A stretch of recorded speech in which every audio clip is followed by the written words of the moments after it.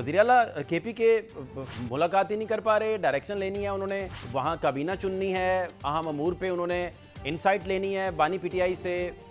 ये जो ख्वाहिश है कि मैं इमरान खान से हर छोटी छोटी बात जाके पहले अडयाला जेल में डिस्कस करूं और उसके बाद फिर मैं फैसला करूं, ये ख्वाहिश उनकी पूरी नहीं होगी। अडयाला जो है ये जेल है, ये पीटीआई का कोई पॉलिटिकल ऑफिस नहीं है कि आप वहाँ पे जब आपका जी चाहे आप वहाँ पे जाएं, आप दरवाज़ा खोलें और सामने आपके लीडर बैठे हैं और आप उनसे पूछ लें। अभी मुजम्मिल असलम साहब से हम बात कर रहे थे, वो इमरान खान साहब को मिल के आए हैं, वो कहते हैं कि वो तो बंदा अपनी रिहाई की बात ही नहीं कर रहा, वो डिस्कशन ही हमारे साथ कर रहा है कि अफगान अमूर पर ये बात करें जाके, आप इस पॉलिसी को टो करें। ये माइंडसेट ज़रा डिफरेंट है, इससे आपको कोई खौफ नहीं आ रहा कि एक बंदा अपनी रिहाई की बात ही नहीं कर रहा, ना वो कहता है मैंने बाहर आना है, समझते कि ये रूटीन मैटर है, वो भी किसी दिन बाहर आ जाएंगे इसी तरह जैसे नवाज शरीफ साहब बाहर आ गए थे। मतलब कि ये ऐसे प्रेजेंट किया जा रहा है जैसे कोई बड़ा अनहोनी वाकया है जो इमरान खान साहब जेल चले गए हैं, दुनिया की तारीख में पहली दफ़ा हो रहा है। बात यह है कि आपको किसने कहा था कि आप 9 मई करें? आप हमारे केस को उनके केस से ना मतलब कि there is no analogy between Mian Nawaz Sharif and Imran Khan. 48 घंटे थे, उसमें भी दुश्मनों की जानिब से कार्रवाइयाँ भी की गई बहुत सारे